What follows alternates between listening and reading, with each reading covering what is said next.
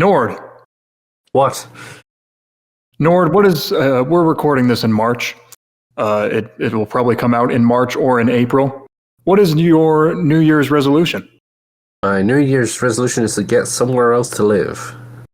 The Irish unification didn't go so well, huh? Commander Data lied to us all. My New Year's resolution is to pronounce Kisakai correctly. Because we always say Kisakai because it's easier, but technically it's like Kisakai. Funny, I've been trying to do that. I hope you noticed. I usually pronounce it KKL. That's not bad, although that does specifically refer to the downloadable version that we use. Anyway, yeah, so we're just going to go ahead and mark March as the official SPNatI New Year. And also we have a SPNatI new guest, Seven Granddad. Granddad? Flintstones? Granddad? Yes. He's our guest, returning from episode 108. Here he is in episode 109, by the way, of the Strip Poker Night at the Inventory podcast. I'm spnanon, he's Nord, and our guest is Seven Granddad. Please reintroduce yourself and mention the character of yours on testing that we are going to talk about today in this episode. Go ahead. Thank you for that, spnanon. I am Seven Granddad. My New Year's resolution in March is to finally get my bachelor's degree in game design. I am currently in my senior year, so if I don't get it this year, I have screwed something up. I have created DJ Cadence in SPNatI, currently on the testing roster. Should still be on the testing roster by the time this episode comes out. She is very new. That's DJ Cadence, a penguin from Club Penguin, by the way. Right. It's the Club Penguin character. You won't be able to miss her in the 15 or so characters that are on testing. But we're going to dive into that fully when we get around to her at the end of this episode. In the meantime, game design. Do you plan on launching a sequel to Club Penguin? If I can legally get away with it, I might finally make the third Club Penguin sequel. Or I mean, you could just copy everything about it and name it like, I don't know, Club Seal. Oh no, don't call it that. Nope, let's not do that one. That has some implications. I'm going to pretend that I came up with that on purpose. Oh, well. Yes, we have so last time was a lot of cleanup, a lot of catch up. We talked about alt skins. We talked about a unfortunately controversial main roster character. Some of the extra chatter may have even made it in. But now we have 3 brand spanking new testing roster characters. I mean, they're a little bit old because we're still playing catch up, but these are actual straight up new characters by new devs, all of them as well. Getting some new blood for the new year. Before that, though, we have one little bit of game content and community content to talk about, which is the Resort, the semi-annual SPNatI Resort, where all the characters get put up in a big, ever-expanding survey, because there's like 250 on main now. And it's sent out in multiple forms to Reddit users and players of the game and developers, and they vote on which characters are best for the game and whatever that means to them. And then the numbers are all crunched and it's spat out, and the characters are ordered or reordered according to that to bring new releases into the fold and place them appropriately. And it all gets fucked up and pointless anyway because of fuzzy sorting. Which is why people don't engage with it as much as they used to. And they're not held as often as they used to be. But one was held again in February. So, Seven Granddad, I believe, is this the first one you've witnessed? Or maybe the second? Very first one I've ever witnessed.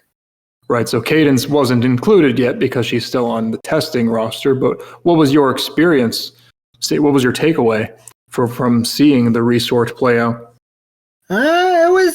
It was certainly an experience. It was nice to see which characters that the player base values the most, like which ones that are the most popular.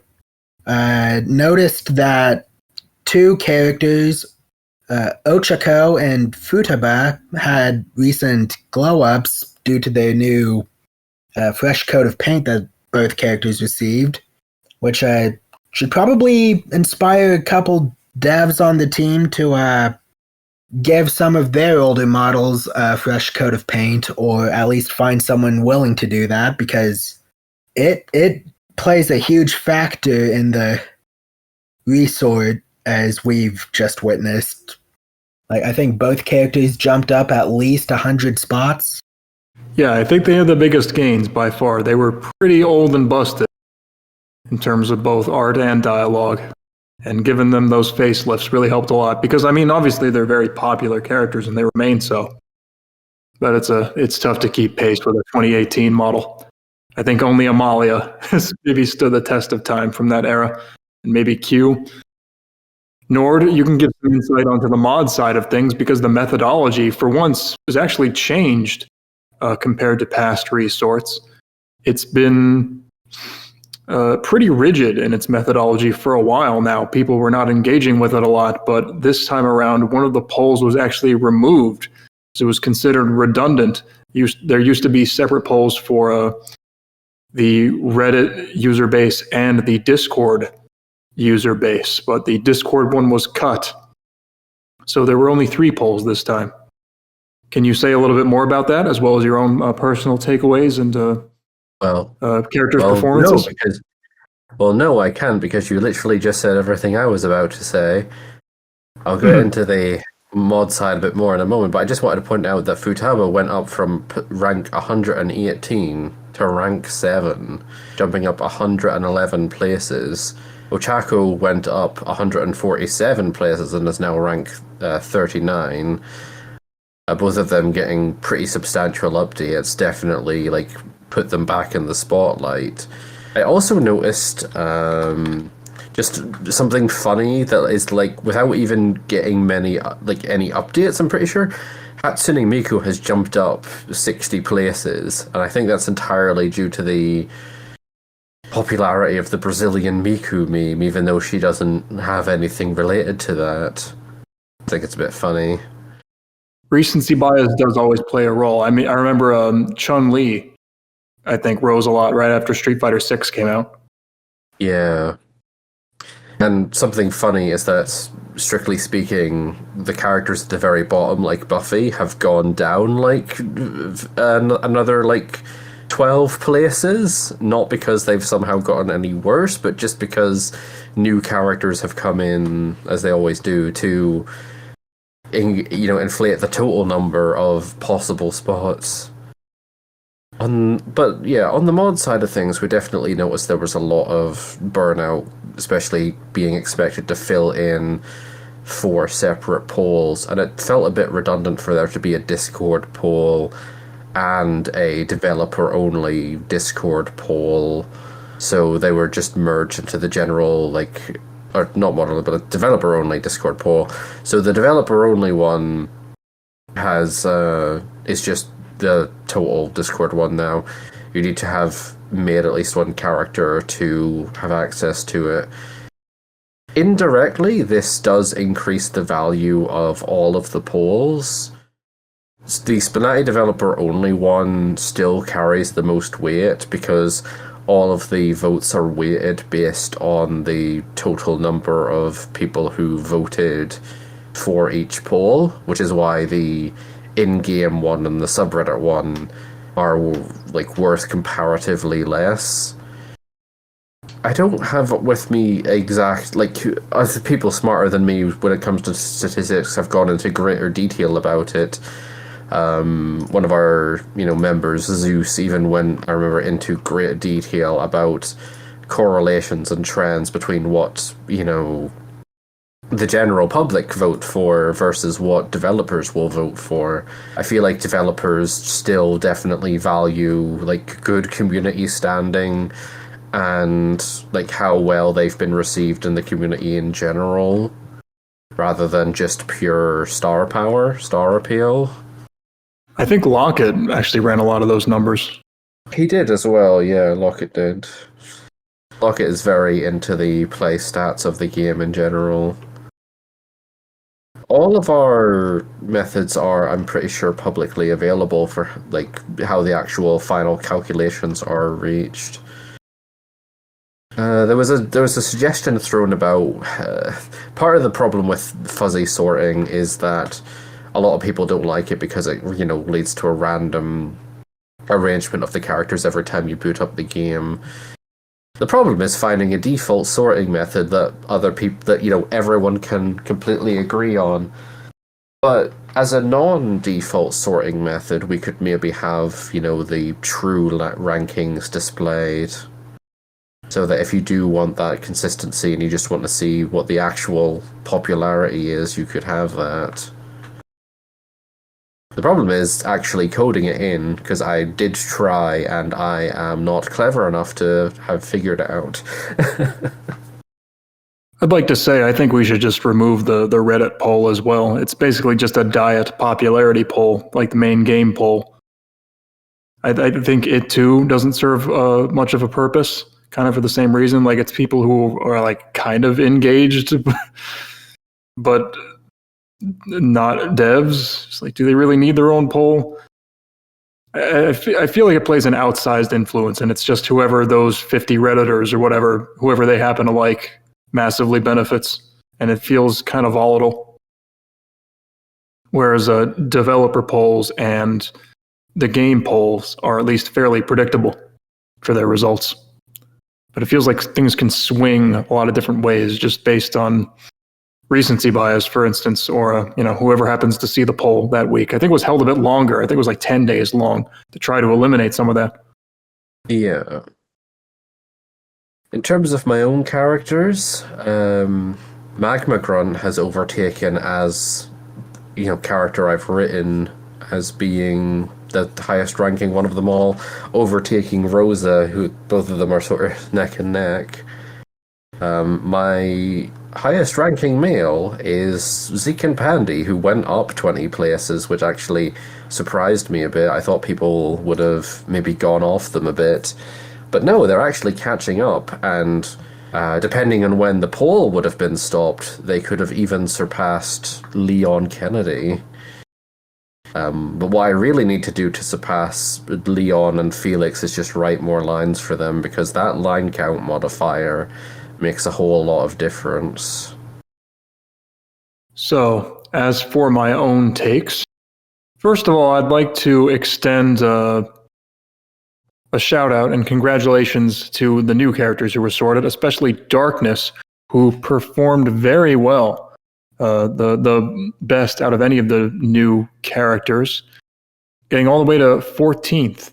That's Darkness from Konosuba, the masochist paladin girl. Wibbly came back after a long break and revamped and updated her, and is now continuing to update her pretty regularly after she herself spent a long break in offline. So it's great to see her find so much success and popularity among the player base after all of that effort. And I enjoyed targeting her, and I'm glad that she did really well. So credit to Wibbly there. Kyoko Kirigiri also did quite well too, and then a number of other characters placed pretty respectably. So great to see there. On my own side, I have very little to complain about any given resort, because Maya and Jura always do quite well.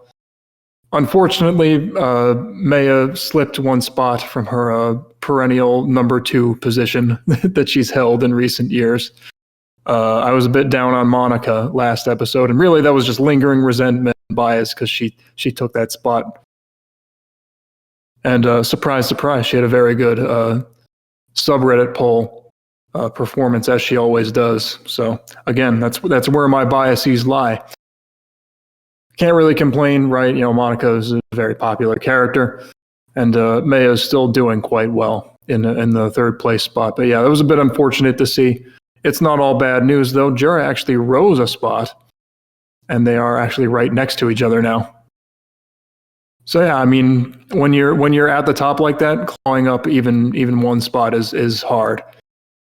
So in general, I think people have really been appreciating Jura more and more. I see her get more and more play stats, and I think she's starting to get like regularly almost more plays than Maya, which is something I thought always may have happened if they were of comparable quality. And for a while, I think they kind of weren't. Maya was getting a lot more development space, or a lot of more development time.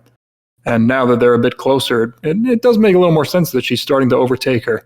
As much as that wounds me on a personal level, I'm happy either way.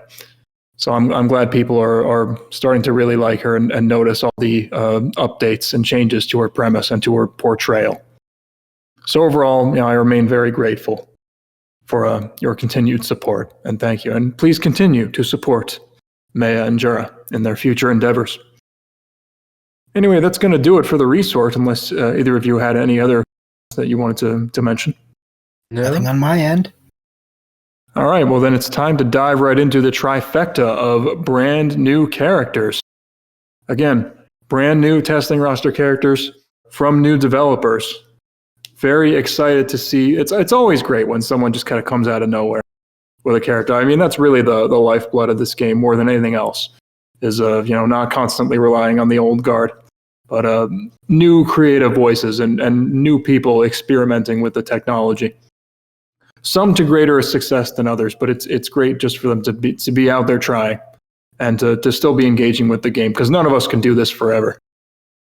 First on our list, well, Nord, you mentioned that your Pokemon characters were pretty successful, and if Serena from Pokemon XY makes it to main roster, I can guarantee she's probably going to be pretty popular too, just on that alone.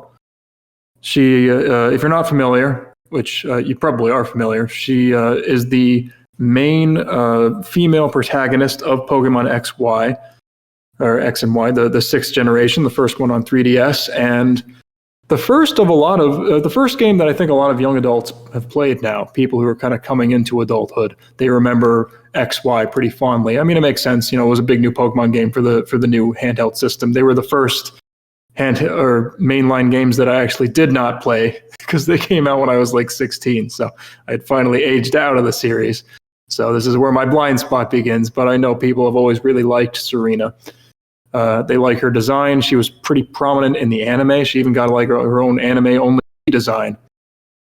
But yeah, this is coming from, I think, Stealth PE is the developer's name. And, she's a poke girl. She's a main protagonist. She doesn't have a lot of complex character traits, but she's cheery and optimistic. And she's also a foot fetish character. I don't know why he calls himself Stealth PE. I'll tell you one thing: he ain't slick. He's not stealthy. He's beating exactly 0 allegations. So first thing you are guaranteed to notice when you play this character is the wealth of detailed foot poses. Excuse me. And especially, even if you don't notice those, there's also the custom-drawn ankles and feet, lovingly crafted on every stage. She does not have Kisekai default feet that everybody else uses, so those stick out like a sore big toe, which I'm sure he would love to massage. I'm sure it'll come up naturally in conversation as we continue. But Seven Granddad, what did you think of Serena from Pokemon X and Y? Well, first off, way to put the new dev on the spot by calling him out for what he likes. Yeah, outside of all that, I'm not even a big fan of Pokemon, but even I'm familiar with Serena from X and Y. I always love a good, cheerful, and optimistic character, as you will very soon find out later on. Yeah, Serena is definitely one of the better written characters, if you can ignore all the foot stuff. She does happen to mention the player a lot, which I feel like unless the character is someone like Monica or Kara, who already has an intimate relationship with player characters in their home series, they probably should hold back as much as they can from mentioning the protagonist unless it's specifically their turn to strip. But other than that, I think that's like my only complaint about the dialogue in particular. Serena also recently dropped with a new outfit, which ended up focusing a lot of my time on in preparation for the podcast. She has a Fennekin cosplay outfit, complete with tail wagging pose, which I thought was really cute, and a fairly creative use of, I think, the default tiger stripe bra and panties. Recolored them to be Fennekin, which I thought was a pretty creative use of a clothing piece that absolutely would not get very much use out of a game like SPNatI if not for a costume such as this. Besides that, I do really like her, and not for the reasons that the developer likes her. She is a very well-written character, a very nice fit into the SPNatI roster as a whole, and if you want to cover that specific niche, more power to you. I should point out, I introduced her as a foot fetish character, but not in the sense of like Jerry Han from Street Fighter, who's like an actual fetish character. This is like in SPNatI, she's a foot fetish character, where that's just kind of added on, which is what makes it funny. As far as I know, I don't think any aspect of Serena's portrayal in anything has like a specific like foot scene or association. So this is just like the developer's own personal interest coming out. And it's not totally a problem. I'll probably get a little bit more into it in my section when it's my turn. But my main question is like, did he think he was fooling anybody? I don't know. But I don't think he did. I think I would respect it a whole lot more if he absolutely knew he wasn't going to fool anybody. Nord, I'll let you say your piece. So, sorry, Stealth PE, that this is immediately like the first thing we're all talking about. I think he's already taken steps to address a lot of the most egregious stuff, but it's still not exactly subtle because, I mean, the only reason you would go through the effort of making custom feet for every single pose is if it's your thing. And I think a lot of the initial backlash is just because it was so overwhelmingly prevalent, and also like Serena isn't really a character that you associate with that sort of content, so it just comes across as a bit jarring. Like, it would be different if it was Jury, or even if, like, you know, like Toph from Avatar. Gotta get that Nickelodeon foot focus. Ugh. But I do have some good things to say about Serena, some critiques maybe as well. I would agree that she's well written, but I think her dialogue sort of has the wrong sort of focus going for it. Her dialogue all has energy to it.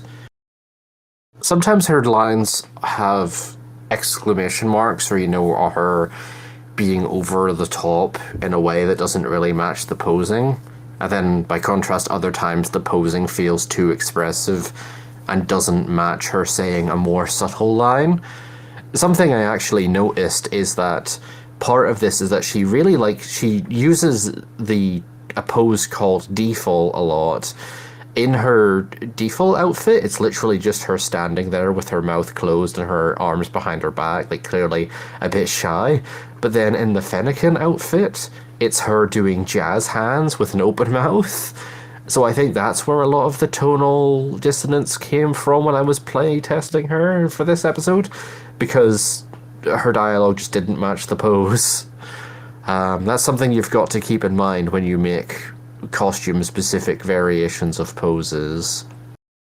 She's one of those characters where you can do basically anything you like, and she'll still be really popular, because a lot of people, like, either played X and Y, or they saw the anime, and they remember Serena as, like, maybe the only female lead to have actually kissed Ash. That's another thing that she did early on, was she talked about Ash a lot because it was specifically Serena from the anime. Something we maybe didn't realize at the time is that would actually probably make her ineligible for the game. So Stealth PE has certainly switched tracks and is making her more just a generalized version of Serena who like takes from the games just as much. And she doesn't say Ash's name every other line of dialogue. And, well, her dialogue is well written, but the other thing is she focuses too much on the game and an obsession with, oh, the player wants to get me naked type insinuations.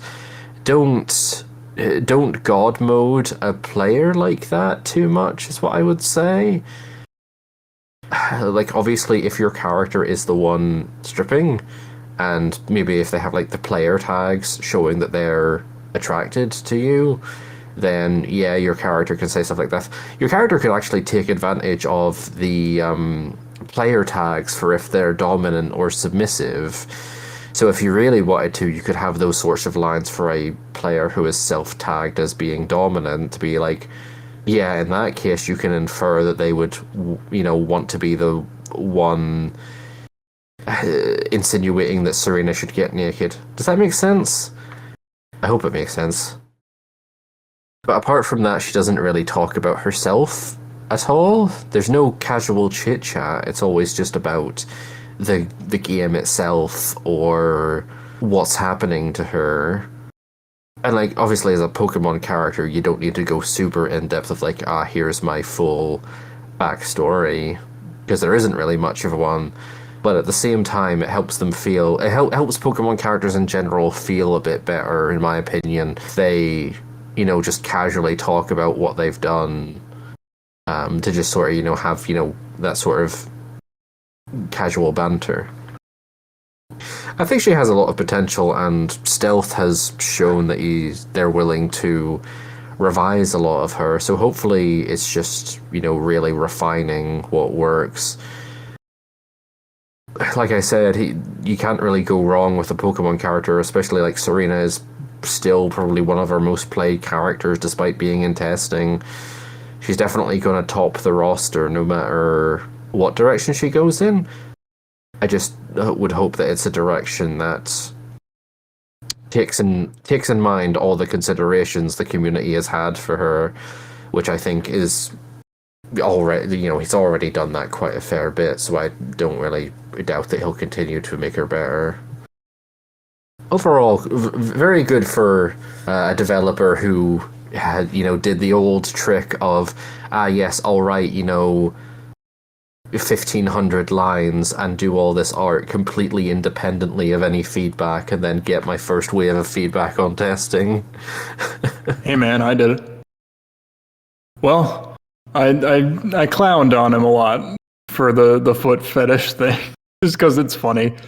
It's funny to imagine him like, ooh, I'm gonna sneak this in and no one's gonna know. But like, and then you just look at it, just the fine details baked into every little ankle and every little toe. I'll say, like, it looks good. It absolutely looks good. Like, I wish Kisekai default feet looked like this, because it's a lot better than the Kisekai default feet. If I had a foot fetish, I can totally understand not being satisfied with the weird-ass tiptoe feet that characters normally have. But when she presents her souls to the player, like, and outright says, "What do you think of my feet, player?" Yeah, well, I noticed she doesn't seem to do that anymore. I think he excised a lot of that. Yeah.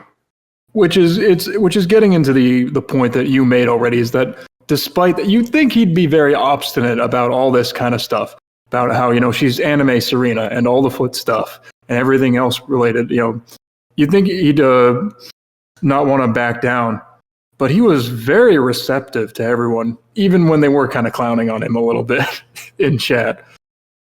Oh, like the embarrassing or kind of amateurish mistakes. And he said later, like, I didn't read the writing guide and I'm reading it now. It's like, oh my God, I made all these mistakes and I have to redo everything. But he's been totally game for it. And, I think they haven't all come to fruition yet. It's a long process, kind of, removing all the little references to Ash and changing all the posing to be less overt. But which is why when I played her in this testing state, she does feel like she's in the middle of a bunch of revisions. She kind of feels all over the place and very high effort, but hard to make sense of. I had a hard time like identifying like a coherent personality in a lot of regards. Because she's going back and forth between the old stuff and the new stuff, and some of the old stuff is still there. For instance, it was a weird choice to make it anime Serena. I guess he grew up with the anime. The funny thing is, I mentioned people being nostalgic for X and Y, but actually, he said he hasn't even played the games, which is crazy to me.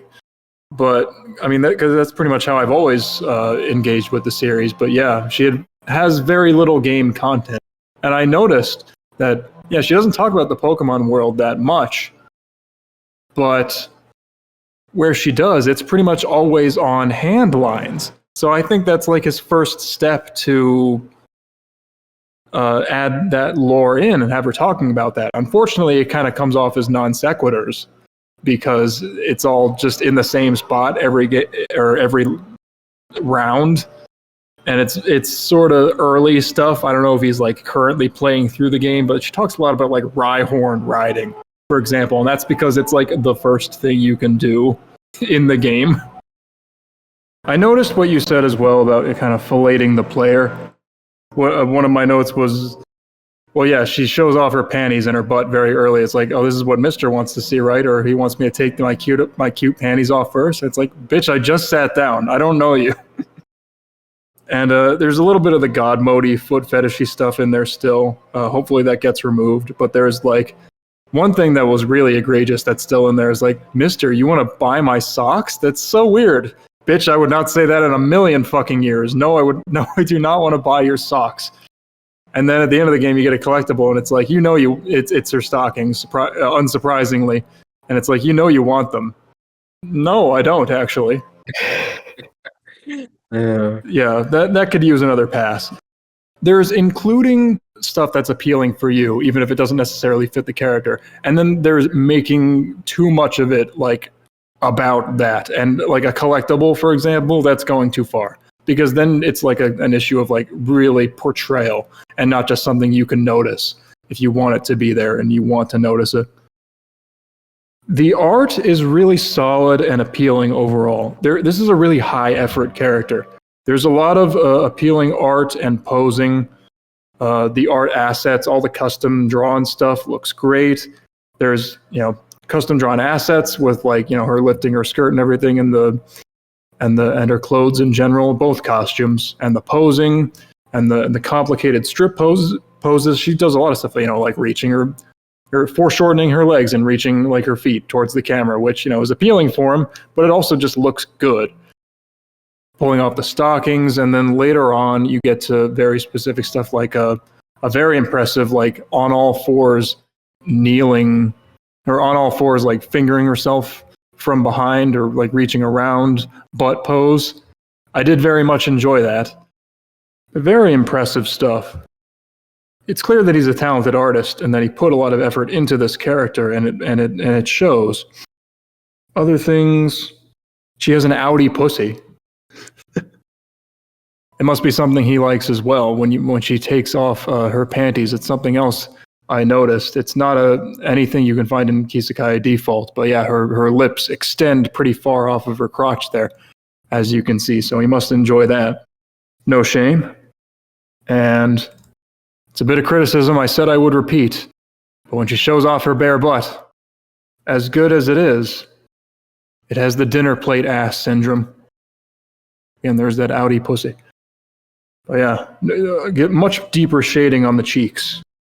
Even if it's supposed to be a relatively small butt, okay? There's still spheres. You still gotta put that out there. She had a lot of animations as well. Some weren't great, like that complicated all fours pose that she has. It's an example of like it's animated in quotation marks, but like only her hand is moving. It doesn't look very good because it's the only part that's moving. Her body's not reacting to it at all.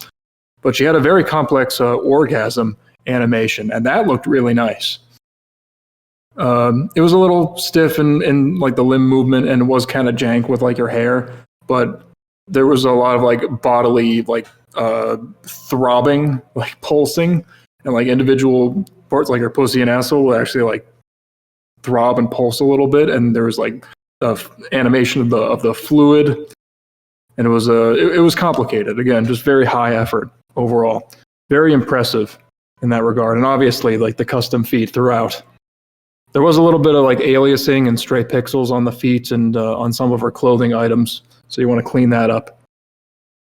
The only art criticism I have really, besides those little things, is her face, which is an unfortunate thing to get wrong. It's not horrible, but the Pokemon art style in regards to the face is a little hard to get right. I think Rosa had an issue with that as well, because like the eyes are like set very wide apart and very like elongated. They're very vertically shaped. And I think there's a little bit of uncanniness there. I think you might have to rearrange some of the facial features, and it's unfortunate that she got an alt costume so quickly, and he is intent on making more, because he seems pretty happy with the face, and that's the one thing that I think could be a little bit improved. It doesn't quite match the art style, I think.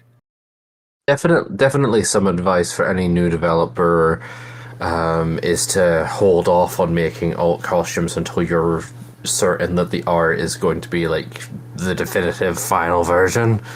Everyone's run into this in the past, I'm sure, where you've had the desire to make a million alt costumes, but just hold off on it for a bit.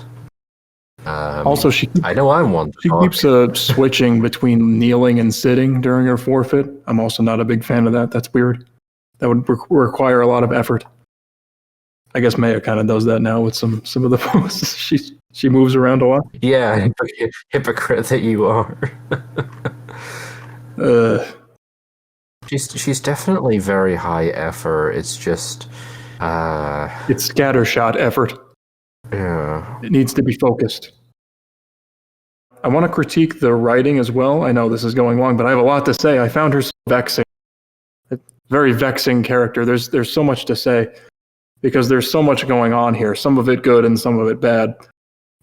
She's a Pokemon performer, which is sort of like contests, which gives her a little bit of spice to work from in terms of generics. But like I said, a lot of like the Pokemon talk only comes during hand lines. So try to find ways to spread it out. A lot of like her other lines, like opponent must strip and stuff, like she didn't have a ton to say. They felt they felt kind of like nothing lines, like he didn't know what to write there. And her approach to sexuality. We already talked about god moding the player on like her strip lines and stuff, but it just felt all over the place, especially like her lines to girls. I think the biggest question I had throughout is like, is she embarrassed or not? Because there are a lot of lines where she plays kind of coy, either to the player or just in general. And then there's other lines where she feels like really embarrassed, or she seems to have like a really hard time just saying pussy or vagina. She keeps like using euphemisms or stammering and trying to get it out. And I don't know what's going on there. Like, oh yeah, I noticed specifically during my test game, she had no problem saying my clit, but then she started with the word vagina. Like, what? Yeah, so like, what is her attitude here? And how naive is she? She seemed like kind of naive with masturbation, which with Aoi, last episode I said, is really weird most of the time. Again, people can be ignorant of their own bodies, but why would you write it that way in a porno game? And then make her rather demonstrably kind of not unfamiliar, because then she gets down on all fours and sticks her ass right up into your face. So, pick a lane here. And like there's even like some men writing women stuff in there where she kind of treats girls like they're another species, or that like she's never thought about her own or the female body in general, and that comes off as kind of awkward. And there's even lines where she's like kind of catty, or like kind of insinuating that other girls are like whores for like knowing how to masturbate or whatever. It's just, again, there's a lot of good stuff here, but it's just all over the place and mixed in with a lot of weird stuff where I don't even know what direction you're trying to go in.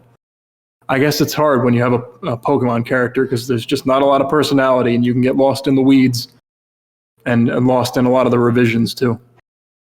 The Fennekin costume was quite good. The strip poses were also high effort there. They were adapted very nicely. She has different socks on. I'm sure that had an appeal for him, surely very important. I don't know how she was wagging the tail, but that was very nice as well. And it changed her hair as well. I have to approve of, again, base model changes like that, where she had a ponytail instead. So that was very nice to see. That's more or less all my thoughts. I had a lot of them. But she was pretty good overall, just all over the place. Do either of you have any final comments on Serena? Not necessarily, no. I'd say just keep at it. What we the community tend to hold characters into a lot higher standard than maybe the general player base would. But he's already shown that he's willing to put the effort in, so I have no doubt she'll get even better before she's, ready for main. Yeah, so keep at it, Stealth P. Sorry about clowning on you. So moving on from one new dev to another. This is the first effort of Jason, who has been in the server for a while and has kind of thrown around a lot of different character ideas, and this is the one he finally settled on. Rosie from Fossil Fighters, which I believe is an obscure DS RPG. I don't know if that's true, but the DS did have a lot of games, so you can say that and probably be right about 50% of the time. Yep, DS and 3DS had 3 installments. Really? So I guess it was a relative success. I believe she's one of the supporting characters, possibly playable. But yeah, the main thing is like it's I guess it's kind of like Pokemon, right? Except it's like fantastical dinosaurs that you're digging up. Sort of like a Jurassic Park kind of thing, digging up fossils and reviving them, and they're called Vivasaurs. And that's the basic idea of what's going on. She, from my interpretation, she seems like kind of like one of those shonen girls where like, a lot of the guys are doing the fighting, and she's also there and she fights sometimes, but she may be a bit of a stick in the mud compared to them trying to have a good time. But yeah, first effort from a new dev. And she has gone through a number of revisions on testing in her own right, a number of incremental art upgrades. She just recently got this new hair, these twin tails that are more accurate. But Seven Granddad, what did you think of Rosie from Fossil Fighters? I personally think that the dev did an incredible job on, getting her art to the point that it is today. All those new art updates really paid off. Loving the new hair. That said, I did notice quite a few bugs on my test play. A lot of them being a bunch of minor grammar typos. And there is one. He did mention it in the development server that he's been trying to fix it, but one of his stripped poses is just flat out missing. Like just completely missing from the game. I believe he said that he renamed it and that caused it to just vanish from the game files, but whatever the problem is, it's definitely something we need to work on. And another thing I noticed is that I'm not sure if that's something related to the game or just a problem with the character itself, but the model poses seem kind of stiff. Like she doesn't exactly move around a whole lot, just standing straight upright. Definitely, I would agree with that, yeah. Yeah, definitely a bit of work to do, but testing is the place to do that work, so absolutely keep up with the good work. Keep improving as much as you can.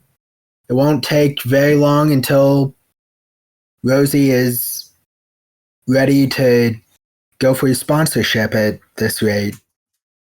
Yeah. Okay, so I admire Jason. I have a soft spot for Jason. I think she has a good, decent first showing for a first-time developer who's been lurking for a while. Rosie certainly has a lot of potential, and she's getting a lot of constant updates and revisions. Jason is clearly like learning as he goes, as a lot of us do, especially for our first character. Art-wise, she had a pretty big glow-up early on, because I think her skin was a bit too jaundice yellow, and her proportions were a bit more whack than they are even now. Though I think she would maybe benefit from a more, like, a big art pass, rather than all of these incremental updates. I think it would be worthwhile for Jason to go to one of our Kisekai feedback channels and just get a full breakdown of how to improve her. I found this fan art here, which of like an older looking Rosie, that I think would be a good sort of look to strive for. I think currently her outfit is a bit too flat looking, so something like this maybe would look a bit better. Jason's been around for a while and is constantly trying to make her better, so I have no doubt she will get better. Dialogue-wise is interesting because I can tell Jason has a specific idea of how Rosie should speak. Just needs a bigger line count to beef things out. She repeated herself quite a few times during the game, always a sign of just, needing more dialogue in general. I think she doesn't have the same benefit that Pokemon characters do, in that, like, everyone at least knows about Pokemon or of Pokemon.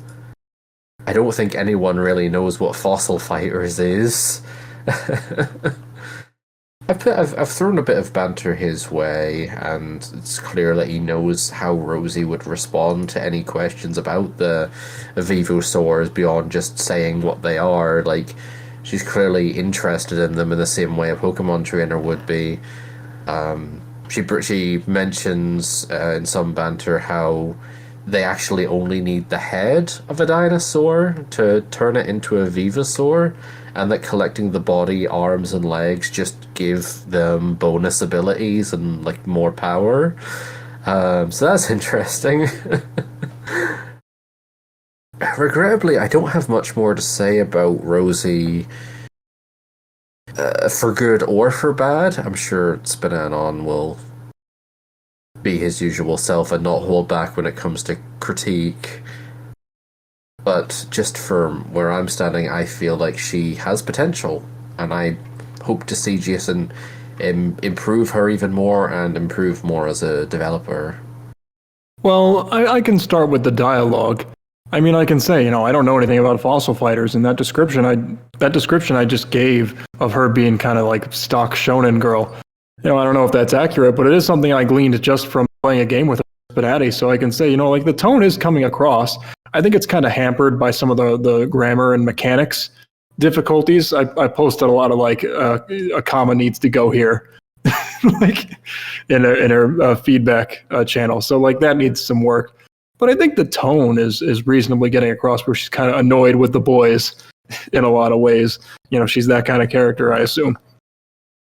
So like that's there.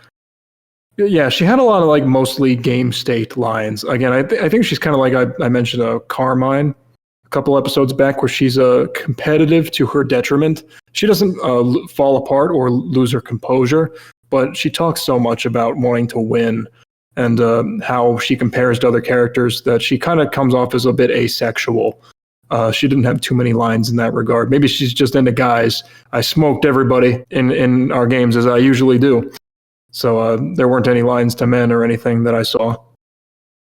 So you want to fill that out a bit and find out what she's into and explore that. Is she just fossil sexual? Although I know she apparently has some love interests. Apparently, again, among those boys. Maybe get into that some more. She did have some like a few decent references to her source material. And you have to establish a lot. As Nord said, when it's a more obscure source like this that not everybody knows.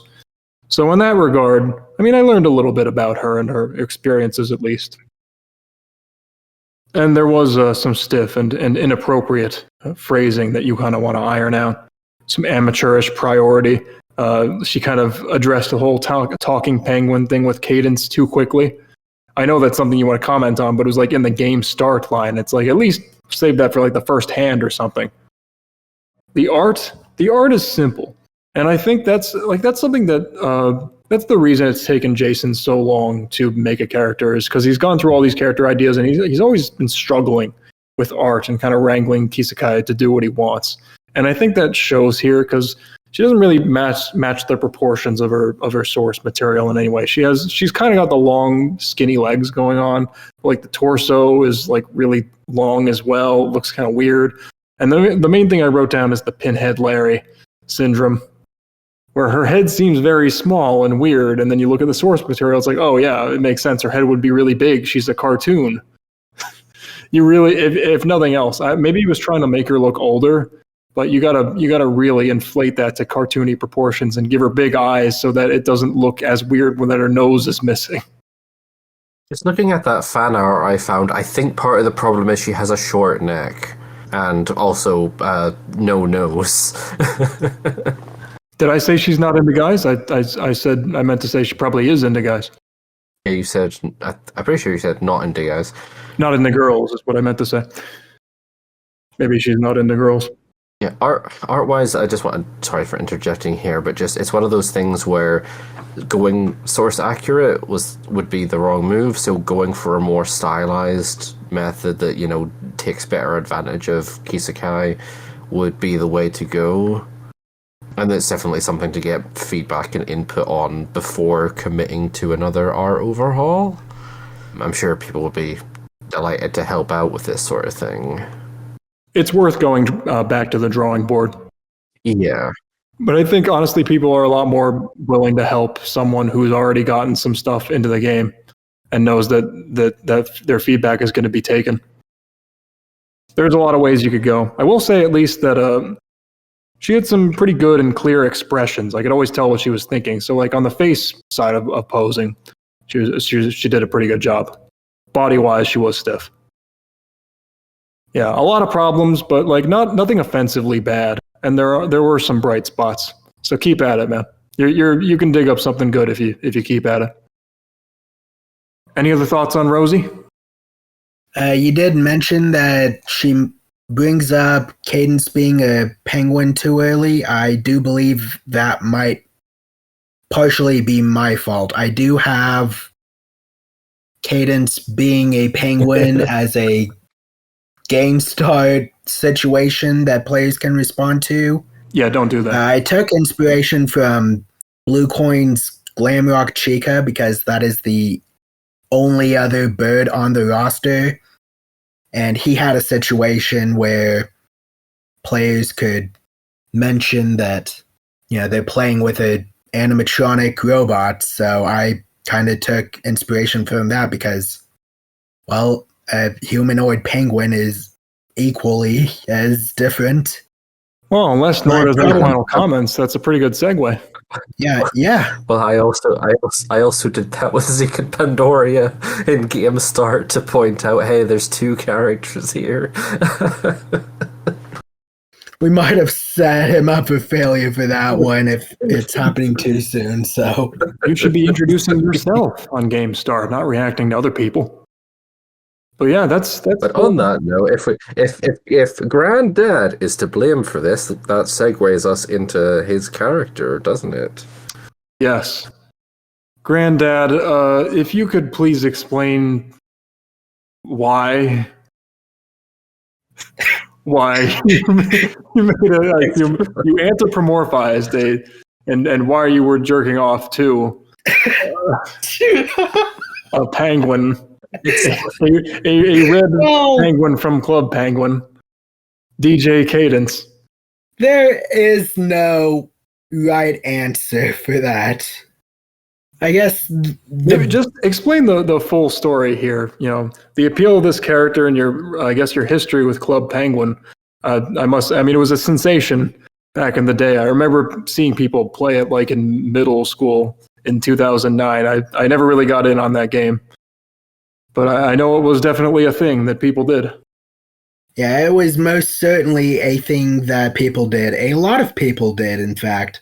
I believe at its peak, the official number is 200 million, and the inflated Disney number is 330 million. So definitely in the hundreds of millions have, at one point or another, part of the Club Penguin craze, and that includes me.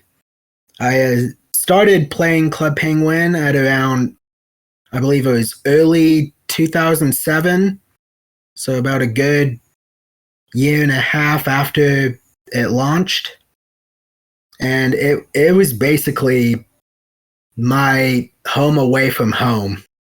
Like, this place practically raised me for like the vast majority of my years leading up to eventually becoming a teenager. And in early 2009, actually, like a couple years deep into when I started playing, they introduced a new character to become the official mascot for the nightclub room that they had.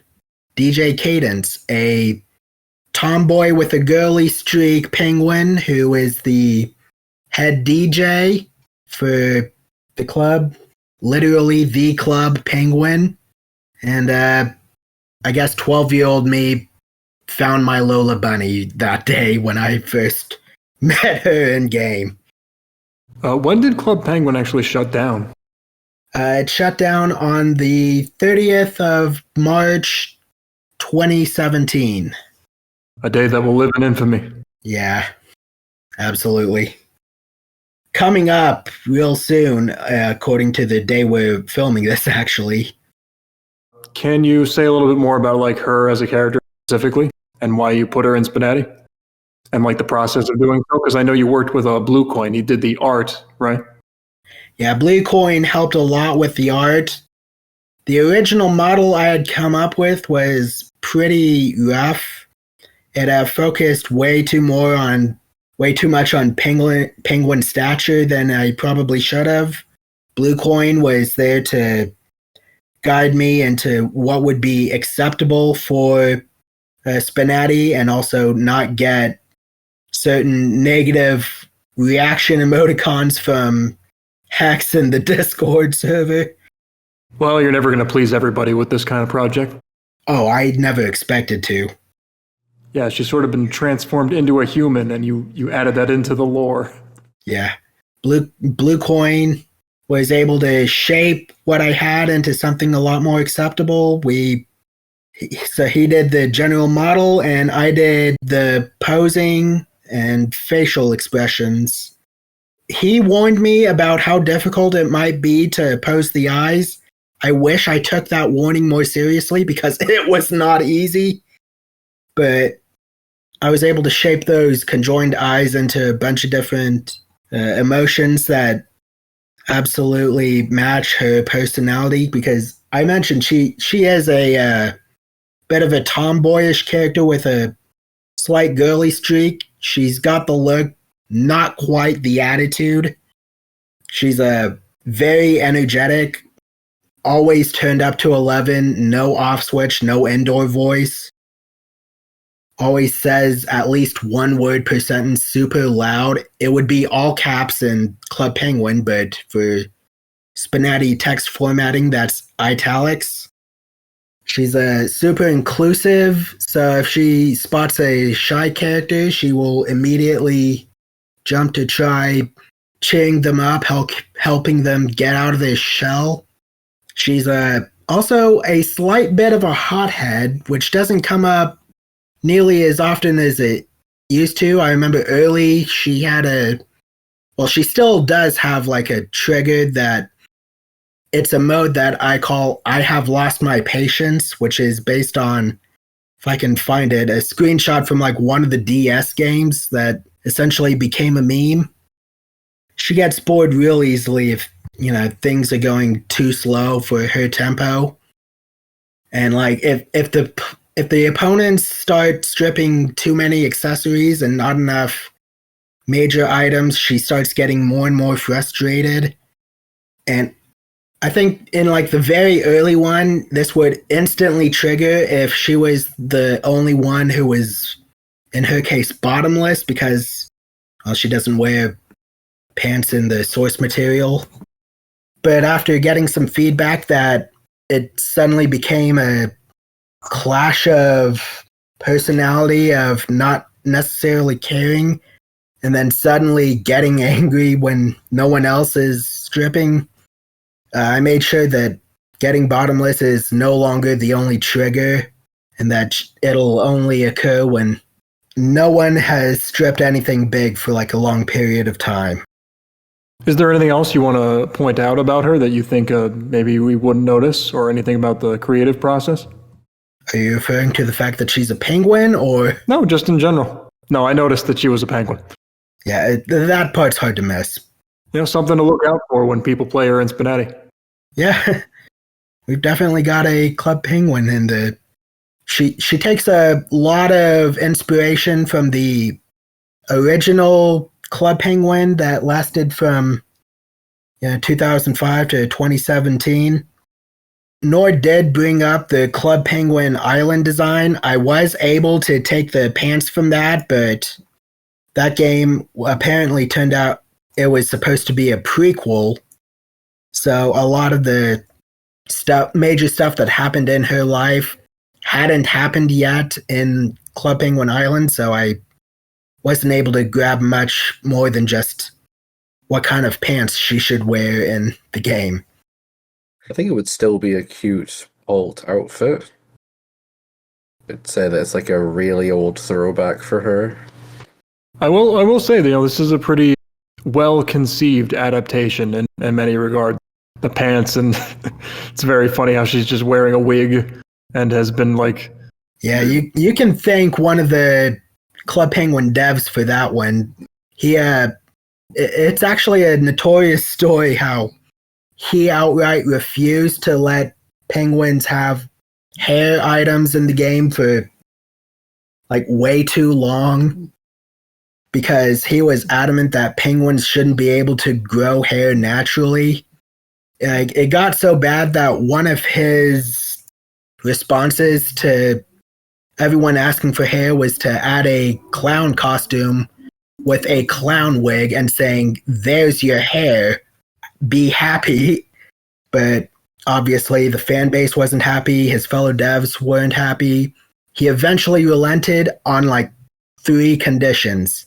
The first of which, they had to be called wigs. He really wanted to stress that these were not things growing out of their head, but an unnatural thing added to their head. People are serious about their Club Penguin. I think that's evident. Yeah, people are serious. The developers and the player base themselves. Like, eventually we managed to push this through as calling them wigs, but I was able to play off that a bit. I just think like putting her in the game itself and like adapting the model to this more human look, it required a lot of creative choices, and it's impressive that she came out feeling relatively cohesive. But we've both gone on long enough. Let's let Nord give his thoughts.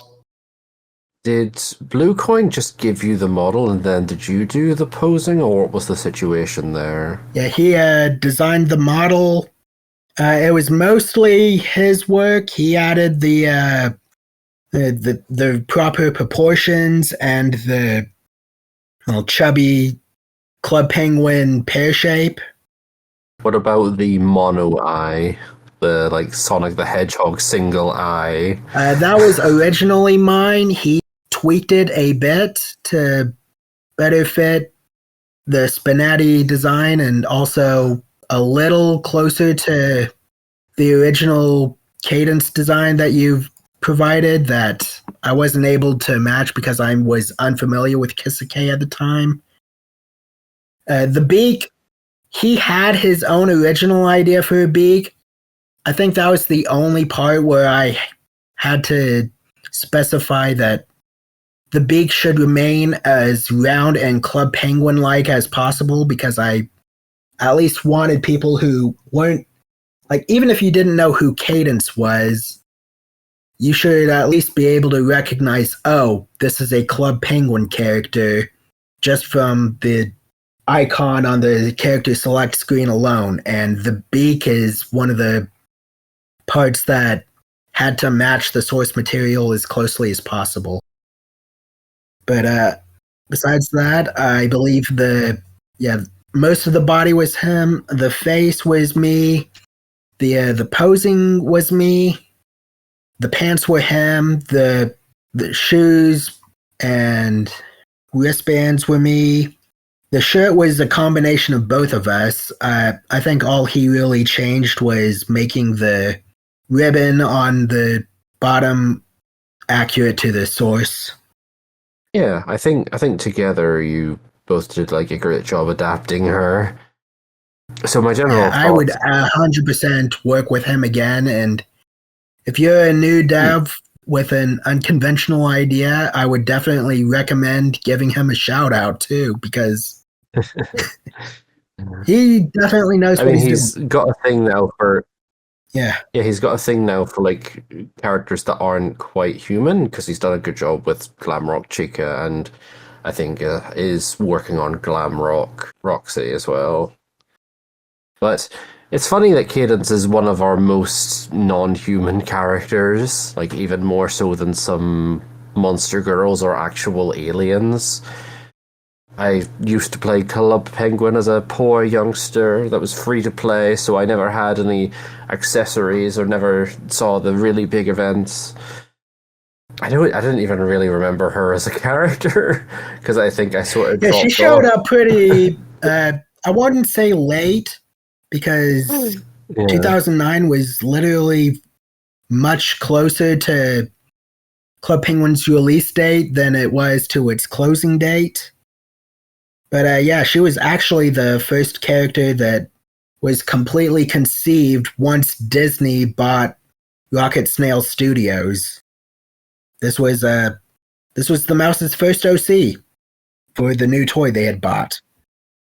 So, I think you've struck a decent balance of her obviously being penguin-like and finding humans weird without finding them too freaky or drawing too much attention to it.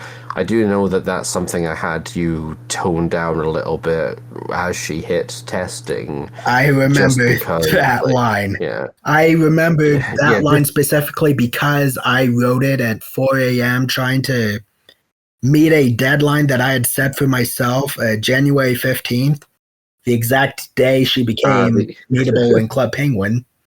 Go figure.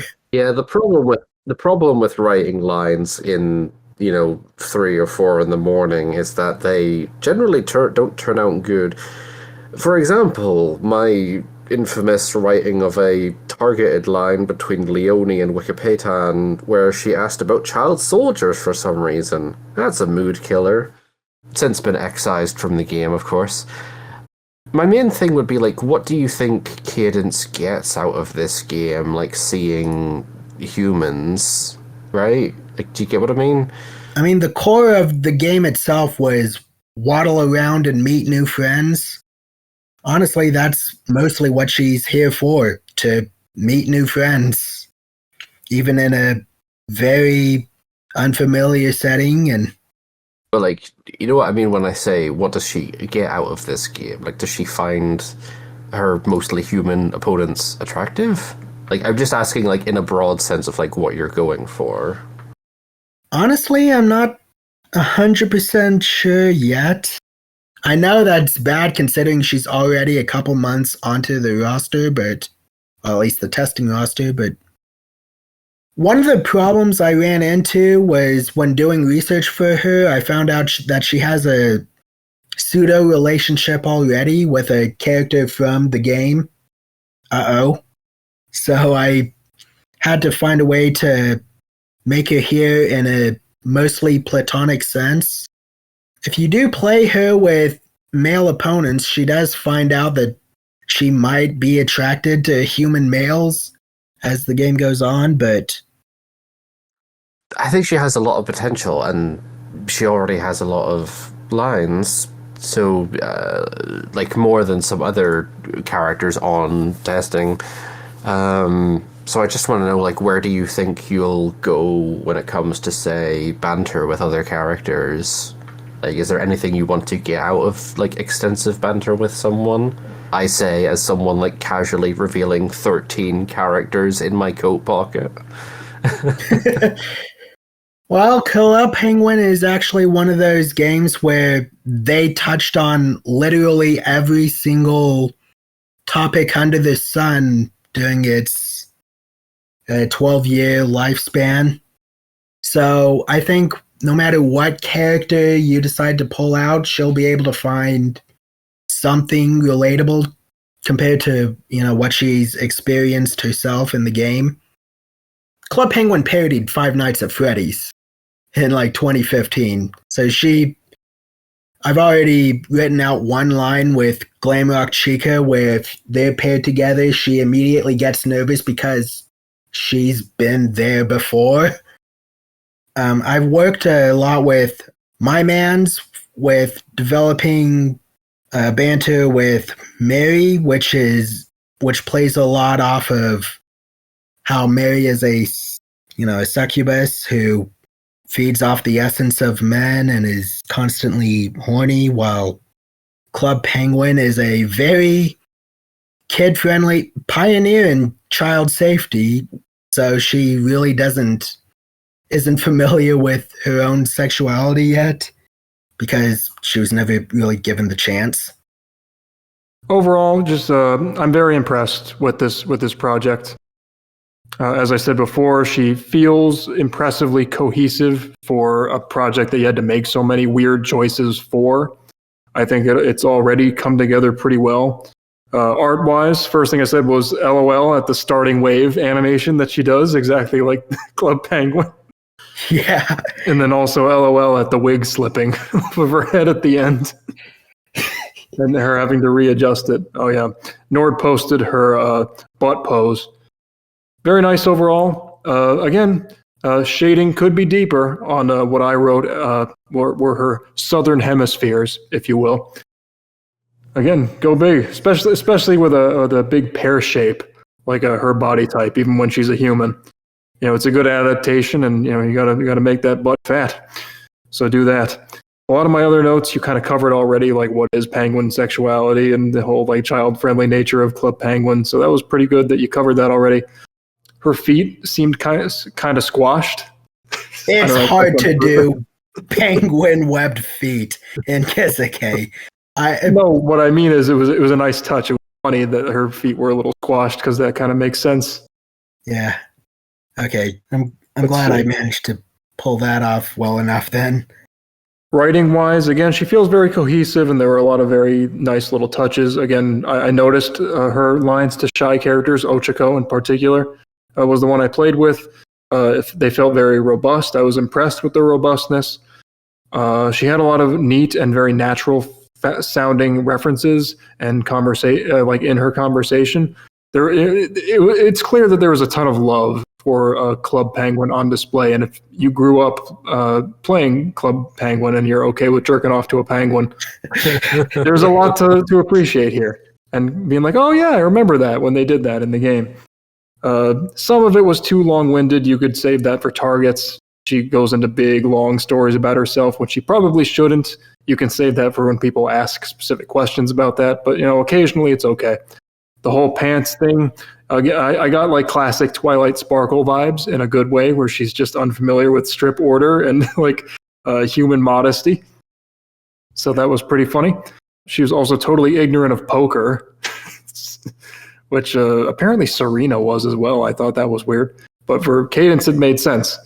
I guess there's no gambling in Club Penguin. There's only one card game, and it's nothing like poker. And she was also completely ignorant about masturbation. But unlike Serena and Aoi, it actually makes sense for Cadence on many levels, just even on an anatomical level. And she got into it pretty quick. She's like, oh, that was a good touch. I guess I'll do this. Yeah. That was fun. There was even some nice touches with using saying text in generics, it seemed like, with people calling her small. It's like, what do you mean small? These seem normal to me. Her boobs. Yeah. Overall, very impressive. I'm very impressed with the work that you've done so far. I hope you continue to do it. I don't have too much to criticize overall. I was really impressed when I found out that you did the posing. I was going to ask about that, but yeah, manipulating this very non-standard model. Good on you, man. Good on you. Thank you. So I think that's going to do it. 3 new characters, 3 new devs, and the resort as well. Do either of you have any final comments on any of these characters that we talked about? Serena, Rosie, and Cadence. Cadence really just has an entire bakery back there, goddamn.